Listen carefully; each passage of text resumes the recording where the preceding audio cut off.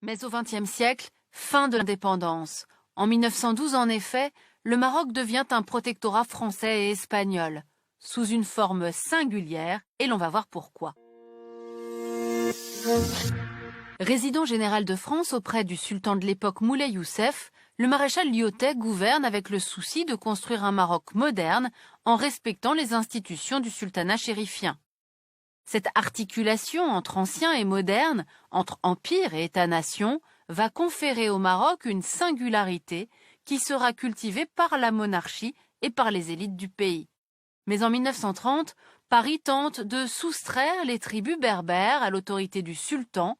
C'est alors le début d'une poussée nationaliste qui ne cessera qu'à l'indépendance du Maroc en 1956. Le sultan devient le roi sous le nom de Mohamed V, aujourd'hui considéré comme le père du Maroc moderne.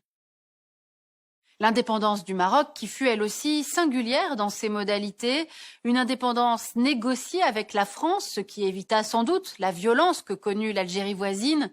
Autre particularité, le Maroc indépendant ne partage ni l'option socialiste de ses voisins, ni leur anti-impérialisme, ni leur panarabisme ou encore leur système de parti unique. Ce Maroc indépendant et singulier, il va très vite, vous allez voir, se trouver à l'étroit dans ses frontières.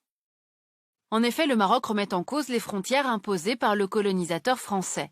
En 1958, le Parti de l'indépendance, l'Istiklal, publie cette carte du Grand Maroc qui revendique des territoires qui en auraient fait partie historiquement, une carte reprise ensuite par Mohamed V. Deux guerres devaient naître de ces prétentions marocaines. D'abord en 1963, un conflit sur le tracé des frontières oppose le Maroc à l'Algérie, indépendante depuis peu. Cette guerre des sables s'achèvera finalement sur un statu quo. L'autre désaccord post-colonial est celui du Sahara occidental, l'un des sujets les plus sensibles au Maroc. Voyons pourquoi. La conquête de cette colonie espagnole est pour le successeur de Mohamed V, Hassan II, un enjeu politique.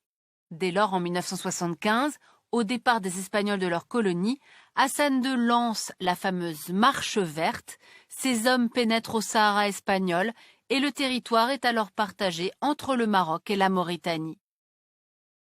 La guerre éclate, le Maroc et la Mauritanie font face au mouvement indépendantiste sahraoui du Front Polisario, mouvement soutenu par l'Algérie.